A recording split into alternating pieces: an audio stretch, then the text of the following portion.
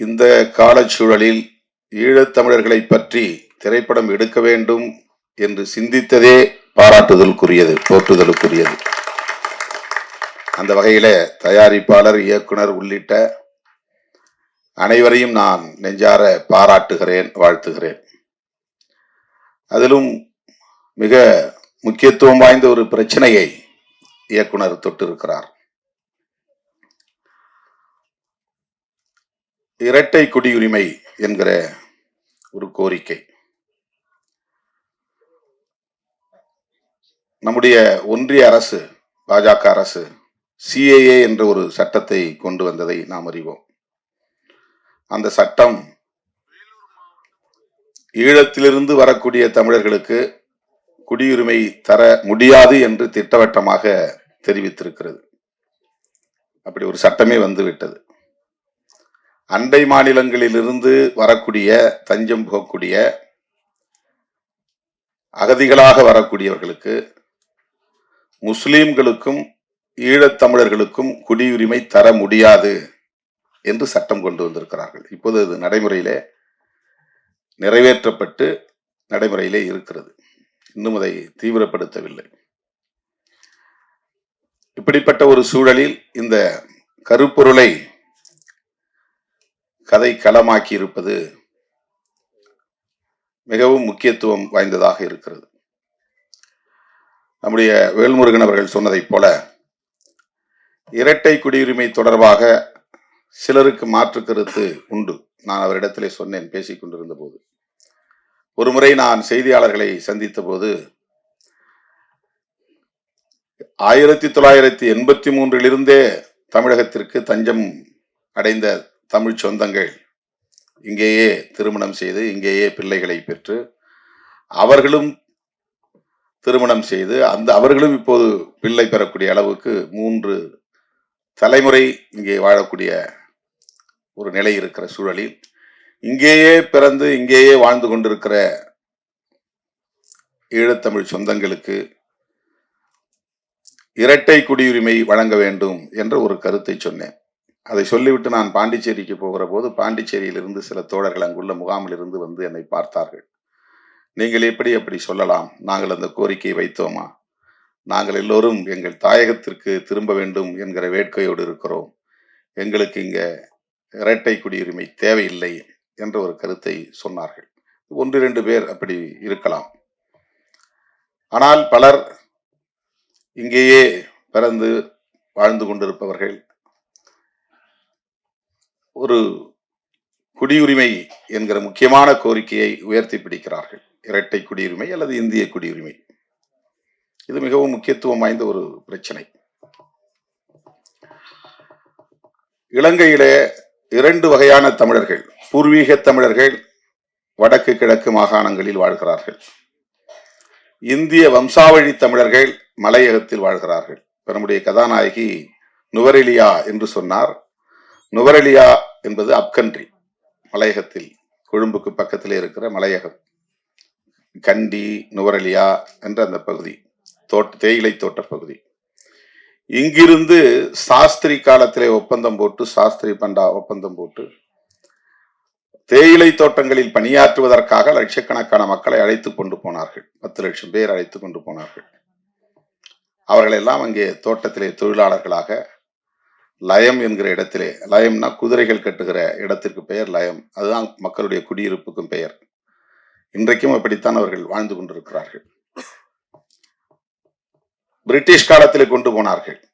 அதுக்கு பிறகு வந்த ஒப்பந்தம் தான் பண்டா சாஸ்திரி ஒப்பந்தம். அந்த ஒப்பந்தத்தின்படி 50% பேரை தமிழ்நாட்டுக்கு அனுப்பிவிட்டார்கள், இந்தியாவுக்கு அனுப்பிவிட்டார்கள். அவர்களுக்கு பெயர்தான் இந்திய வம்சாவழி தமிழர்கள். ஆங்கிலத்திலே ரீபாட்ரியாட்ஸ், தாயகம் திரும்பிய தமிழர்கள்.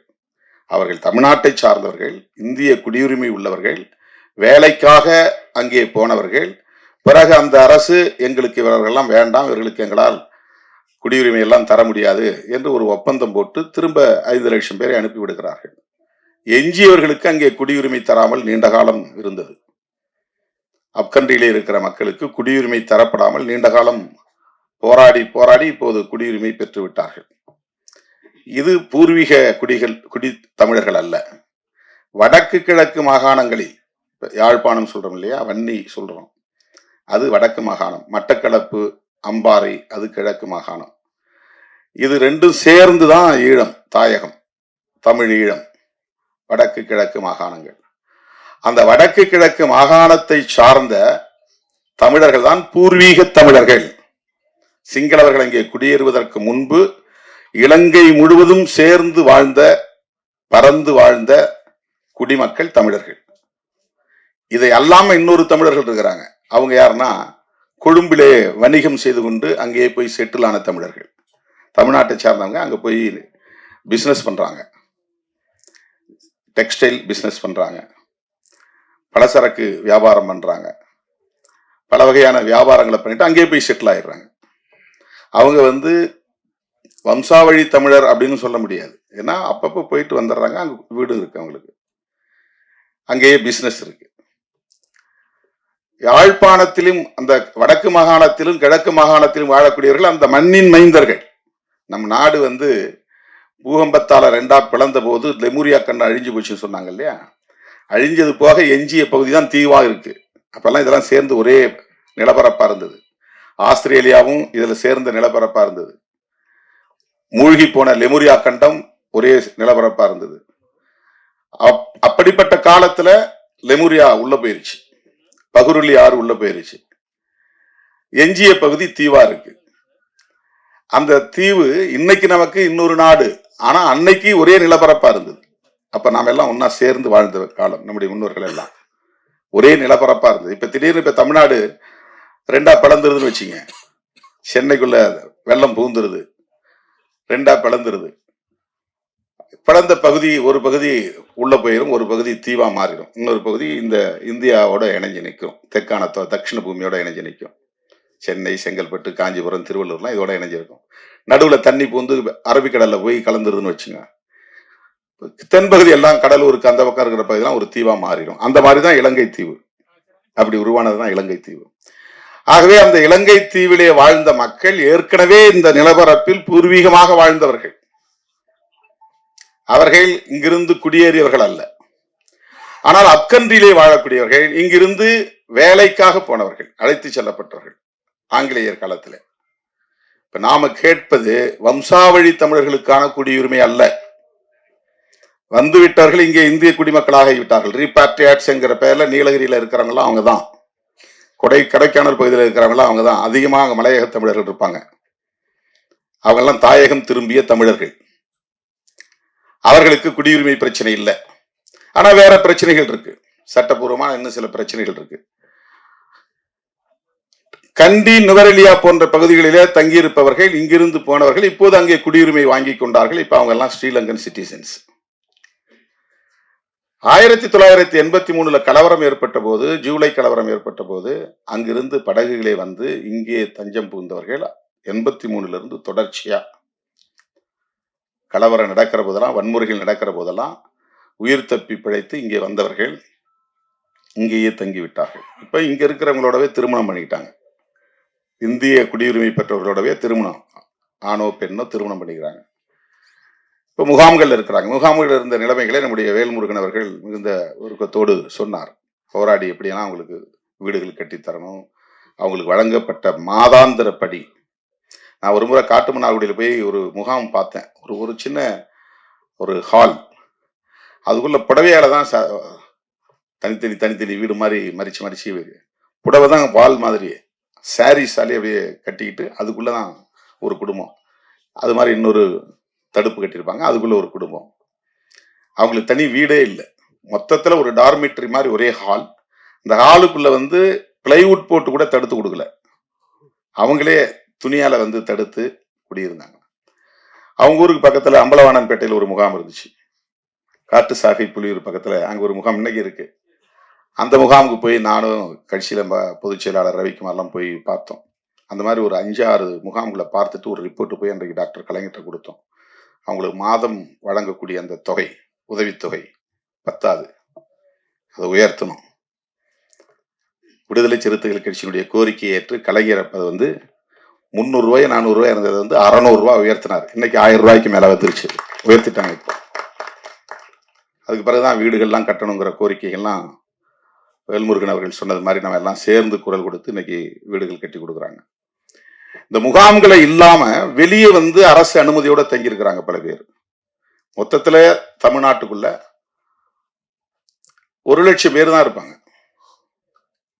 அவங்களுக்கே இங்க நம்மால வந்து நல்ல வீடு கட்டி தர முடியல. ஆஸ்திரேலியாவோட தரக்கூடிய மரியாதை இந்தியாவில் கிடையாது. கனடாவில் அப்படி தஞ்சம் புகுந்த ஈழத் தமிழர்களுக்கு தரப்படுகிற உரிமைகள், வசதிகள், அவங்களுக்கு வேலை கிடைக்கிற வரலையும் எத்தனை பேர் குடும்பத்தில் இருந்தாலும் அத்தனை பேருக்கும் வந்து அரசாங்கம் சாப்பாட்டு செலவுல இருந்து அத்தனை செலவையும் அரசாங்கம் ஏற்றுக்கொள்கிறது. இங்கிலாந்துல அந்த மாதிரி. இங்க புலிகளோடு தொடர்புல இருந்தா தூக்கி அடிச்சிடறான். அங்க புலிகளோட தொடர்புல இருந்தா குடியுரிமையை தரான். ஐரோப்பிய நாடுகள்ல நான் புலிகள் இயக்கத்துல இருந்தேன், போராட்டத்துல இருந்தேன் அப்படின்னு சர்டிபிகேட்னால நிறைய சர்டிபிகேட் கொடுத்துருக்குறேன். அந்த மாதிரி ஒரு எம்பிங்கிற முறையில வர்றவங்களுக்கு வந்து பிரான்ஸ்லயே ஐரோப்பியில ஏதாவது ஒரு நாட்டில் அவங்க போய் தங்கணும்னா இவர் வந்து ஈழ விடுதலை போராட்டத்தில் ஈடுபட்டவர், ஆயுத குழுக்களோட தொடர்பில் இருந்தவர். அதனால் இவர் இலங்கைக்கு போனால் இவரை கைது செய்து விடுவார்கள் அல்லது கொன்று விடுவார்கள்.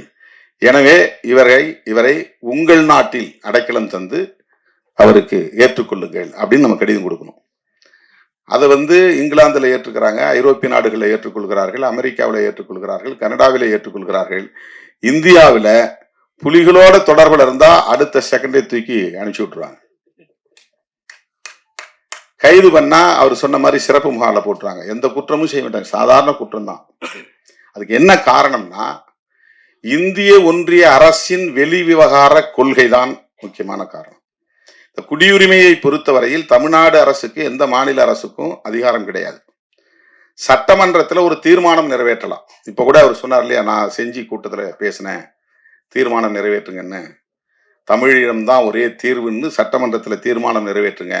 அந்த மாதிரி இரட்டை குடியுரிமை வழங்குங்கள் என்று தமிழ்நாடு சட்டமன்றத்திலே தீர்மானம் நிறைவேற்ற முடியும். அவங்களால சட்டம் மசோதா பில்லு கொண்டு வர முடியாது. அந்த அதிகாரம் வந்து மாநில அரசுக்கு கிடையாது, இந்திய ஒன்றிய அரசுக்கு தான் இருக்கு. அவங்க ஏற்கனவே சட்டம் கொண்டு வந்துட்டாங்க. அதை தான் நம்ம கடுமையா எதிர்த்தோம், மிக கடுமையா எதிர்த்தோம். பாருங்க, மத அடிப்படையில் தான் பார்க்குறான். முஸ்லீம்களுக்கு தவிர மற்ற யார் வந்தாலும் நான் கொடுப்பேங்கிறான். புத்திஸ்ட் வந்தா கொடுப்பேன் இது குடியுரிமை. கிறிஸ்டியானிட்டி மதத்தை சார்ந்த கிறிஸ்டியன்ஸ் வந்தாங்கன்னா நான் கொடுப்போம். பெர்ஷியன்ஸ் பார்சி மதத்தை சார்ந்த வந்தா கொடுப்போம். சீக்கியர்கள் வந்தா கொடுப்போம். இந்துக்கள் வந்தா கொடுப்போம். ஆனால் எக்ஸப்ட் ஸ்ரீலங்காவிலிருந்து இந்துக்கள் வந்தாலும் தரமாட்டோம். ஸ்ரீலங்காவிலிருந்து வரவனா இந்துவா பாக்குறதுல தமிழனா பாக்குறான். தமிழனுக்கு குடியுரிமை இல்லை. அந்த சிஏஏ சட்டத்தில் 2 பேருக்கு குடியுரிமை மறுக்கப்படுகிறது. ஒன்று இஸ்லாமியர்கள், இன்னொன்று தமிழர்கள். இது எவ்வளவு பெரிய ஓரவஞ்சனை! இதுதான் மத சார்பு நடவடிக்கைங்கிறது. இப்போ ஒரு மதத்துக்கு சார்பாகவோ ஒரு மதத்துக்கு எதிராகவோ அரசு இயங்கக்கூடாது என்பதுதான் செக்யூலரிசம்ங்கிறது. அதுதான் கான்ஸ்டிடியூஷன் சொல்லுது. இப்போ சிஏஏங்கிற சட்டம் இயற்றப்பட்டாச்சு, அது நடைமுறைக்கு வரப்போகுது, தீவிரமா வரப்போகுது. இன்னொரு முக்கியமான செய்தி என்னன்னா, நாம பல மாநாடுகளில் தீர்மானம் நிறைவேற்றிருக்கிறோம். யூஎன் சார்ட்டர் ஃபார் ரெஃப்யூஜிஸ் அப்படின்னு ஒரு ஐநா பட்டயம் ஒன்று இருக்கு. உலக நாடுகள்லாம் அந்த ஐநா பேரவையில உறுப்பு நாடுகளா இருக்கிறவங்கலாம் சேர்ந்து ஒரு ஒப்பந்தம் போடுவாங்க ஒவ்வொரு விஷயத்திலையும். ஹியூமன் ரைட்ஸ் கவுன்சில் தனியா இருக்கு ஜெனீவாவில். அந்த மாதிரி குழந்தைகளுக்கு தனியா ஒரு அலுவலகம் இருக்கு. உலக நாடுகள் ஐநா அலுவலகம். பெண்களுக்கான பிரச்சனைகளை கவனிக்கிறதுன்னு ஒரு அலுவலகம் இருக்கு. நியூயார்க்கில் இருக்கிறது செக்யூரிட்டி கவுன்சில். அதுதான் அரசியல் தலைவர்கள், பெரிய தலைவர்கள்லாம் போய் உட்கார்ந்து பேசுற இடம். இப்போ ஜெனீவாவில் இருக்கிறது இப்போ நம்மள மாதிரி ஆள்லாம் போய் பேசலாம். நாம அனுமதி வாங்கி நமக்கு போனால் ஒரு 2 நிமிஷம் 3 நிமிஷம் பேசலாம். ஒரு முறை நானும் போய் பேசியிருக்கிறேன். அது யூஎன் ஹியூமன் ரைட்ஸ் கவுன்சில். அந்த மாதிரி ரெஃப்யூஜிஸ்க்குன்னு ஒரு ஃபோரம் இருக்குங்க. ரெஃப்யூஜின்னா அகதிகள், ரீபாட்ரியாட்ஸ்னா தாயகம் திரும்பியவர்கள். இந்த ரெஃப்யூஜிஸ்க்கு உலக நாடுகள்ல யாரு தஞ்சம் கேட்டாலும் அவங்களுக்கு கொடுக்கணும், எந்த நாடும் மறுக்கக்கூடாது. போர் காரணத்தினால புலம்பெயர்வாங்க, இயற்கை சீற்றம் காரணமாக புலம்பெயர்வாங்க, வறுமை காரணமாக புலம்பெயர்வார்கள். இப்படி ஏதாவது காரணங்களால டிஸ்பிளேஸ்மெண்ட், ஒரு நாட்டில இருந்து இன்னொரு நாட்டுக்கு புலம்பெயர்து. அந்த நாட்டுக்கு தஞ்சம் புகிற போது அவங்கள ரிஜெக்ட் பண்ணக்கூடாது, அவங்கள வரவேற்கணும். வரவேற்று அவர்களை மனிதர்களா நடத்தணும், அவங்களுக்கான வாழ்வாதாரங்களை உறுதிப்படுத்தணும். அவங்களுடைய கல்வி, அவங்களுடைய சுகாதாரம், அவங்களுடைய மருத்துவம், அவர்களுக்கான வேலை வாய்ப்பு எல்லாவற்றையும் உத்தரவாதப்படுத்த வேண்டும் அப்படிங்கிறது தான் யூஎன் சார்ட்டர். அது உலக நாடுகள்லாம் ஒன்னா சேர்ந்து உருவாக்கி இருக்கிற ஒரு சார்ட்டர். சார்ட்டர்னா அது ஒப்பந்த பத்திரம் மாதிரி, ஒப்பந்த பட்டயம். அது அதுல கையெழுத்திடாத நாடு இந்தியா. மற்ற நாடுகள்லாம் கையெழுத்திட்டு இருக்கிறாங்க. ஏன்னா இவனுக்கு அண்டை மாநிலங்கள்ல இருந்து நிறைய உள்ள நுழைகிறாங்க, அவங்களெல்லாம் இங்க வச்சுக்கிட்டு எங்களால இடம் கொடுக்க முடியாது, உரிமைகள் தர முடியாது. அந்த மாதிரி புலம்பெயரக்கூடியவர்களை உள்வாங்க முடியாது, ஏற்றுக்கொள்ள முடியாதுங்கிற நிலைப்பாடு அந்த காலத்திலிருந்து இருக்கு, இன்னமும் இருக்கு. இப்ப நம்முடைய கோரிக்கைகள்ல யூஎன் சார்ட்டர்ல இந்தியன் கவர்மெண்ட் கையெழுத்து போடணும் அப்படின்னு நம்ம சொல்றோம், தொடர்ந்து வலியுறுத்திட்டு இருக்கிறோம். இன்னமும் நம்ம வலியுறுத்துறோம். ரெஃப்யூஜிஸ் நம்ம நாட்டில் மட்டும்தான் கிரிமினல்ஸ் மாதிரி நடத்துறாங்க. வெல்முருகன் அவர் சொன்னார் பாருங்க, 6 மணிக்கு மேல ஆள் காணும்னா கியூ பிரான்ச் அங்க போய் நிற்பான். ஒவ்வொரு முகாம்லையும் இப்பதான் கொஞ்சம் லேசா ரிலாக்ஸ் பண்ணிருக்காங்க. வெளியே வந்தா கியூ பிரான்ச் சொல்லிட்டு தான் வெளியே வரணும் முகாம்ல இருந்து. இங்க ரெடில்ஸ் பக்கத்துல ஒரு முகாமுக்கு நான் பலமுறை போயிருக்கிறேன். பாதிக்கப்பட்டவங்களுக்கு போய் அரிசி பருப்புலாம் கொடுத்து வந்திருக்கிறோம், பொருள்லாம் கொடுத்து வந்திருக்கோம். அவங்க சொல்லும் போதெல்லாம் நமக்கு அப்படியே ரத்த கண்ணீரே வடிக்கும். பல இடங்கள்ல அந்த முகாமுக்குள்ள போய் பார்த்துருக்கோம். அவங்க வசிக்கக்கூடிய இடங்கள்லாம் அவ்வளவு மோசமா இருக்கும். நம்ம நாட்டுக்குள்ள நம்ம தொப்புள் குடிங்கிறோம், நம்ம சொந்தங்கிறோம், நம்முடைய ரத்த பந்தங்கிறோம், குருதி உறவுங்கிறோம். ஆனா அவங்களுடைய வாழ்நிலைங்கிறது அவ்வளவு பேரவலம் நிறைந்த ஒரு வாழ்க்கை. அதுக்கு என்ன காரணம் அப்படின்னு சொன்னா, இந்திய ஒன்றிய அரசு அகதிகள் தொடர்பாக என்ன கொள்கையை கொண்டிருக்கிறது, நிலைப்பாட்டை கொண்டிருக்கிறது என்று பார்த்தால் உலக நாடுகள் செய்வதை போல் இது செய்யவில்லை. ரெஃப்யூஜிஸ்க்கு நல்ல முறையா ட்ரீட் பண்றது இல்லை. அப்படி ஒரு கொள்கையை இவங்க வச்சிருக்கிறாங்க. இப்பதான் இந்த சிஏஏ சட்டத்துல நீ பாகிஸ்தான்ல இருந்து வந்தாக்க முஸ்லீமா இருந்தா கிடையாது, இந்துவா இருந்தா உண்டு, கிறிஸ்டியனா உண்டு. சீனால இருந்து வந்தாலும் அதேதான் கிரைட்டீரியா. இலங்கையிலிருந்து வந்தா யாருக்கும் இல்லை. இலங்கையில 2 பேர் தான் தமிழர்கள் தான் வராங்க, சிங்களவர்கள் இங்க வர போறது இல்லை. 2 தமிழர்கள் யாரு? இந்து தமிழர் இல்லைன்னா இஸ்லாமிய தமிழர். கிழக்கு மாகாணத்துல இருக்கிறவங்க இஸ்லாமியர்கள், வடக்கு மாகாணத்துல இருக்கிறவங்க இந்துக்கள் நிறைய இருக்காங்க. இந்துவா இருந்தாலும் நீ தமிழனாய் இருந்தால் உனக்கு குடியுரிமை இல்லை. இதுதான் இந்திய அரசின் நிலைப்பாடாக இருக்கிறது. இதைத்தான் நாம எதிர்க்கணும். உண்மையான தமிழ் தேசியம் இதை கண்டிப்பதில் தான் இருக்கிறது. வெறும் திராவிட அரசியலை எதிர்ப்பதில் கிடையாது. அது உள்ளபடியே பெரிய டைவர்ஷன். அது தமிழ் தேசியத்தின் உண்மையான பகைங்கிறதே இந்திய தேசியம்தான். இந்திய தேசியத்தை எதிர்க்காம தமிழ்நாட்டுக்குள்ள இருக்கிற சில திராவிட கட்சிகளை ஏத்துக்கிட்டு இருந்தோம்னா நம்ம ஒட்டுமொத்த தமிழ் சக்திகளையே விரயமாக்குறோம்னு அர்த்தம், திசை திருப்புறோம்னு அர்த்தம். தமிழ் தேசியம்ங்கிறது 2 கண்டென்ட் இருக்கணும். ஒண்ணு, எங்களுக்கு தனி தேசம் வேண்டும், எப்படி தமிழ் தனி ஈழம் வேண்டுங்கிற கோரிக்கை இருக்கு. அந்த கோரிக்கை இருந்தாதான் தமிழ் தேசியம் பேசுறதுக்கான முழுமை பெறுது. அப்படி பேச முடியாது. சரி. 2வது, உண்மையான எதிரி யாருன்னு அடையாளம் காட்டணும். உண்மையான எதிரி எந்த மொழிவழி தேசியத்தையும் ஏற்காத இந்திய தேசியம்தான். இந்திய தேசியத்தை பத்தி எதுவுமே பேசாம, அங்க ஆதிக்கம் செலுத்தக்கூடியவர்களை பற்றி எதுவுமே பேசாம, சிஏஏ சட்டம் கொண்டு வந்திருக்கிற அந்த ஆட்சியாளர்களை பேசாம நாம நமக்குள்ள விமர்சனம் பண்ணிக்கிட்டு இருந்தோம்னா இது மொத்தத்துல திசை திருப்புகிற ஒரு அணுகுமுறையா தான் அமையும். ஆகவே ஈழத்தமிழர்களுடைய பிரச்சனையை நாம பேசுகிற போது அது தமிழ் தேசியத்துல ஒரு அங்கம் தான். ஈழத்தமிழர்களின் நலன்கள் குறித்து நாம் பேசுகிறோம் என்றால் தமிழ் தேசிய அரசியலில் அதுவும் ஒரு முக்கியமான பகுதி. இப்போ அவங்களுடைய நலன்கள் என்பது அவங்களுக்கு எங்களுக்கு மாதிரி பரிதாபத்தின் அடிப்படையில சில வசதிகளை செஞ்சு கொடுங்கிறது அல்ல. அவங்களுடைய நலன் ஒண்ணுதான், தமிழ் ஈழம். அந்த தமிழ் ஈழத்தை நாம் முழுமையாக ஆதரிக்க வேண்டும், அதை வரவேற்க வேண்டும், அதை வலியுறுத்த வேண்டும், அதை இறுதி வரையில் வலியுறுத்த வேண்டும். அதற்காகவே தொடர்ந்து நாம் போராட வேண்டும். இது வந்து ஒரு சின்ன ரிஃபர்மேஷன் மாதிரி. என்னன்னா, அங்கேருந்து இங்கே வந்துட்டாங்க. இனிமேல் இவங்களால அங்கே போக முடியாது. போகிறதுக்கான சூழல் இங்கே இல்லை. தமிழீழம் மலர்கிற வரையில் அவங்க இங்கே தான் வாழ்ந்தாகணும். தமிழீழம் மலர்ந்த பிறகு அவங்க அங்கே போகலாம். ஆகவே அங்க இப்போதைக்கும் அவங்க அந்த நாட்டு குடிமகன் தான். ஏன்னா இங்க வந்துட்டாலும் கூட, தஞ்சம் புகுந்தாலும் கூட, இங்கேயே பல தலைமுறை தங்கியிருந்தாலும் கூட அவங்க ஸ்ரீலங்கன் தான், இலங்கை குடியுரிமை உள்ளவர்கள்.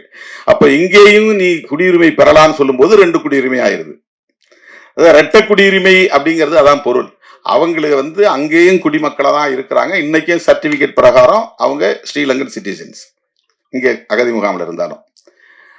ஆனா இங்கேயே பிறந்து உங்க பிள்ளைங்க வளர்ந்துருச்சு, உங்க பேர பிள்ளைங்க இருக்கிறாங்க, இப்ப எல்லாம் அவங்களுக்கெல்லாம் நாங்க வந்து குடியுரிமை தரோம் அப்படின்னா, இவங்க நாளைக்கு ஒரு வேளை ஈழம் மலர்ந்த பிறகு எந்த சூழலிலும் உடனே அவங்க இலங்கைக்கு போகலாம். இங்க இருக்கிறதெல்லாம் வித்துட்டு போயிடலாம், எடுத்துக்கிட்டு போயிடலாம். அதுக்காக தரப்படுறதுதான் இரட்டை வாக்குரிமை, இரட்டை குடியுரிமை என்பது, இரட்டை குடியுரிமை. எனவே இதையும் சேர்த்து பேசுவதுதான் தமிழ் தேசியத்தின் இன்னொரு அங்கம். நான் வேல்முருகன் அவர்கிட்ட பேசிட்டு போது சொன்னேன், பத்திரக்கோட்டை, இந்த தயாரிப்பாளர் பத்திரக்கோட்டை என்னாரு பாருங்க, உங்க அரசியல் தாக்கம் தான் அவரை வந்து இந்த இடத்துல கொண்டாந்து நிறுத்திருக்கு. நீங்க பேசுற அரசியலின் தாக்கம் தான் இன்னைக்கு இப்படி ஒரு படத்தை எடுக்கிறதுக்கு அவர் உடன்பட்டு வந்து நிற்கிறார். ஒரு சயின்டிஸ்ட், எனக்கு என்ன இதுல சம்பந்தம், அவர் போய் செட்டில்டு அவர் லைஃப்ல, அவருக்குன்னு ஒரு சமூக தகுதி இருக்கு, பர்சனலா அவர் வந்து ஒரு நல்ல குவாலிஃபைடா இருக்கிறாரு. அது நமக்கு என்ன சம்பந்தம்ட்டு அவர் பாட்டு ஒதுங்கி இருக்கலாம். ஆனா ஈழத்தமிழர்களுடைய பிரச்சனையில வேதாஜி பாண்டியன் அவர் பாருங்க, ராமநாதபுரத்துக்காரரு, ஆனால் கடலூருக்கு அவ்வளவு அருமையான ஒரு பாடலை தன்னுடைய படத்திலே வைத்திருக்கிறார். ரொம்ப ரொம்ப ஹிட் ஆகக்கூடிய ஒரு பாடல், ரொம்ப ரொம்ப அருமையா அந்த பாடல் வந்து கொண்டாடப்படும். அவ்வளவு சிறப்பா பாடல் நம்ம ஆல்வின் பாரதி, கலை பாரதி எழுதியிருக்கிறாரு, இசையும் நல்லா அமைச்சிருக்கிறாங்க. இதுல படத்தை முழுசா பார்த்தாதான் நம்ம வந்து இந்த படத்தினுடைய அருமைகளை இன்னும் விரிவா பேச முடியும். என்றாலும் கூட இந்த கருப்பொருள் மிகவும் பாராட்டுதலுக்குரியது. வேதாஜின்ன உடனே எனக்கு ஒரு நெருடல் இருந்துச்சு. வேதம்னு வேற இருக்கு, ஜின்னு வேற இருக்கு. என்னங்க இது, என்ன நீங்க நேதாஜி மாதிரி வேதாஜின்னு பேர் வச்சிருக்கிறீங்க, என்ன விஷயம்னு கேட்டேன். இல்லை, எங்க அப்பா பேர் வேதமணின்னாரு. வெறிக்கிறப்ப வேத பாண்டியன், நீங்க வேதமணி பாண்டியன், பாண்டியன் தான் அவருடைய இயற்பெயர். ஜி இருந்தாலும் வேதம் இருந்தாலும் அவர் தமிழ் தேசிய உணர்வாளர், தமிழ் பற்றாளர், ஈழத் தமிழர்களுக்காக சிந்தித்து ஒரு படத்தையே தன்னுடைய சொந்த முயற்சியில் இதை தயாரித்திருக்கிறார் அல்லது இயக்கி இருக்கிறார் என்பது பெருமை அளிக்கிறது. அவருடைய முயற்சிகள் வெற்றி பெற இந்த குழுவினர் தொடர்ந்து இன்னும் அடுத்தடுத்த படங்களை இங்கே சேர்ந்து செயல்படணும். இதே தயாரிப்பாளர், இதே இயக்குனர், இதே இசையமைப்பாளர், இதே திரைக்கலைஞர்கள் எல்லாம் ஒன்னா சேர்ந்து, ஏன்னா உங்களுக்கு ஒரு நல்ல விஷன் இருக்கு, ஒரு பார்வை இருக்கு, தமிழ் தேசிய பார்வை இருக்கிறது. அந்த அடிப்படையிலே அடுத்தடுத்த படங்களை நீங்கள் இன்னும் தமிழ் சமூகத்திற்கு உருவாக்கி தர வேண்டும், படைத்து தர வேண்டும். அதில் மாபெரும் வெற்றியை பெற வேண்டும். அண்ணன் ஜாக்குவார் தங்கம் அவர்களை பற்றி ஒரு வார்த்தை, அவர் மிக தீவிரமான தமிழ் பற்றாளர், தமிழர் என்கிற உணர்வுள்ளவர், எந்த மேடையிலும் தமிழன் வென்றே தீருவான் என்று உரத்து முழங்கக்கூடியவர். வேல்முருகன் அவர்கள் சொன்னதை நான் வழிமொழிகிறேன், நாங்கள் உங்களுக்கு பாதுகாப்பாக இருப்போம், நீங்கள் எங்களுக்கு பாதுகாப்பு. நான் உங்களை உடனே டிஜிபிட்ட அழைச்சிட்டு போய் உங்களுக்கு கட்டாயமா ஒரு பிஸ்டல் வாங்கி தர்றதுக்கு உரிமம் நானும் வேல்முருகன் அவர்கள் நிச்சயமா உங்களை அழைச்சிட்டு போய் அதிகாரிகிட்ட பேசி உங்களுடைய பாதுகாப்பை உறுதிப்படுத்துவோம். அதெல்லாம் யாரும் உங்களை, நீங்களே பெரிய போராளி தான். ஜாக்குவார்னா என்ன அர்த்தம் தெரியுங்களா? ஜாக்குவார்னா சிறுத்தைன்னு அர்த்தம். நீங்க சிறுத்தை தங்கம். ஜாக்குவார்ங்கிறது வந்து உண்மையிலே அது சிறுத்தைன்னு தான் அதுக்கு பொருள். டைகர்னா புலி, லயன்னா சிங்கம், ஜாக்குவார் அப்படின்னா சிறுத்தை. ஏன்னா அவ்வளவு ஃபாஸ்ட், அது பயங்கர ஸ்பீடு. இவரு சண்டையில் அப்படிதானே ஸ்பீடா பண்ணுவாரு, அதனாலதான் இருக்கு ஜாக்குவார் தங்கம். ஆமா, இப்ப அவருக்கு வயசு 70க்கு மேல ஆகுது. எவ்வளவு எப்படி இருக்காரு பாருங்க, 73 வயசாகுது. அப்படி வந்து அவரு இதெல்லாம் ஆக்ஷன்லாம் பண்ணும்போது நான் மிரண்டுட்டேன். ஒரு 2-3 வீடியோ போட்டு காட்டினார் வீட்டுல போயிட்டு. ஐயோ அப்பா, என்ன ஆளை விடுங்க, நான் கிளம்புறேன், எங்களால ஒரு சின்ன யோகா கூட இப்படி பண்ண முடியாது. அப்படி வந்து அதனால உங்களுக்கு வந்து நம்முடைய இளவல் வேல்முருகன் அவர்கள் சொன்னதை நான் வழிமொழிகிறேன். உங்களுக்கு எந்த அச்சுறுத்தலும் இங்கே இருக்காது. நாம் எல்லாம் தமிழர்கள் அத்தனை பேருமே ஒருவருக்கு ஒருவர் பாதுகாப்பாகத்தான் நாம் இருப்போம். அந்த வகையில அண்ணன் ஜாக்குவார் தங்கம் அவர்களை இந்த நேரத்தில் நான் வாழ்த்தி பாராட்டி இந்த படக்குழுவினரை நெஞ்சார பாராட்டி வாய்ப்புக்கு நன்றி கூறி முடிக்கிறேன். நன்றி, வணக்கம்.